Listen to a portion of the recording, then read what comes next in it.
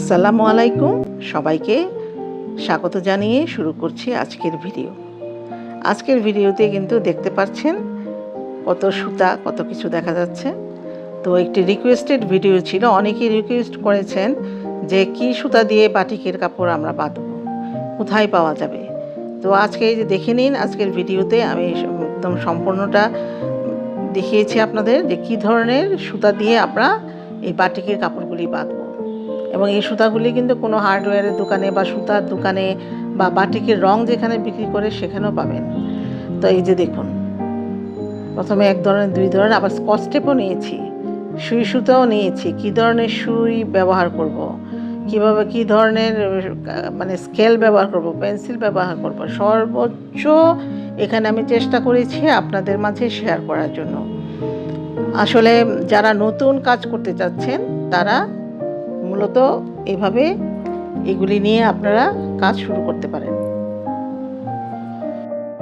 এই যে এক ধরনের সুতা, যেটা দিয়ে আমরা বই সেলাই করে এগুলি দিয়েও বাঁধতে পারবেন। আর এই যে দেখেন মোটা, এটা কিন্তু কুরুশ কাটারও কাজ করে।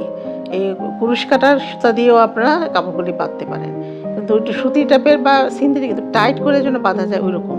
তো আমি আজকের ভিডিওতে কিভাবে বাঁধতে হবে, কিভাবে ওই সুতা দিয়ে সেলাই করতে হবে, সম্পূর্ণটাই আপনাদের মাঝে শেয়ার করব। আসলে স্কিল ডেভেলপমেন্টের জন্য কিন্তু আপনি গুগল কিংবা ইউটিউবের হেল্প নিতে পারেন, কিন্তু ইউটিউব কিংবা গুগল কিন্তু যখনই আপনি সার্চ করবেন তখন অনেক ভিডিও আসবে, আপনি তো জানেন না কোনটা আপনার জন্য প্রথমেই দরকার। তো আপনারা এরকম টাইটেল দেখে বা থাম্বনেল দেখে আমরা এগুলি দেখি, তারপরও এটার উপরে একটি ভালো ট্রেনিং যদি আমরা নিয়ে নিই তাহলে খুব ভালো করতে পারবো। তো এই জন্যই কিন্তু আসলে দরকার। এই যে দেখুন কীভাবে বাতে ম্যাচের শলা দিয়ে বেঁধে নিতে পারেন, এই আর কি।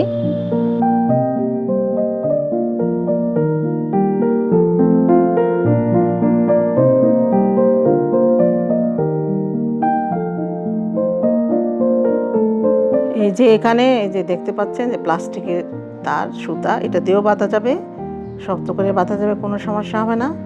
যে কোনো প্রকারের রং করতে পারেন এবং পাটের সুতা দিয়েও বাঁধতে পারেন। এবং এই যে স্কচ টেপ দেখছেন, তো কোনো স্পেসিফিক কোনো ডিজাইনকে যদি আপনারা একদম রংটা যেন না লাগে ওইরকম করতে চান, অবশ্যই পলিথিন, তো আর ছোটো ছোটো পলিথিন ব্যবহার করা যাবে না, এরকম স্কচ টেপ দিয়ে ভালো করে যদি পেঁচিয়ে নেন তাহলে ওই ডিজাইনে আর রং লাগবে না। আপনার স্পেসিফিক যে এরকম ডিজাইন চাচ্ছেন ওরকম ডিজাইন হবে। এরকম চিকন, মোটা বা আরও লাল, নীল, হলুদ রঙের রঙিন স্কচ টেপও ব্যবহার করা যাবে।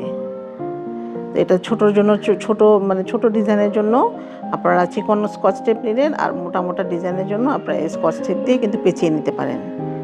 তো আমার ভিডিওটি যদি ভালো লাগে অবশ্যই সাবস্ক্রাইব করবেন, লাইক কমেন্টস দিয়ে শেয়ার করবেন, আর কোনো প্রশ্ন থাকলে অবশ্যই আমাকে কমেন্টে জানাবেন।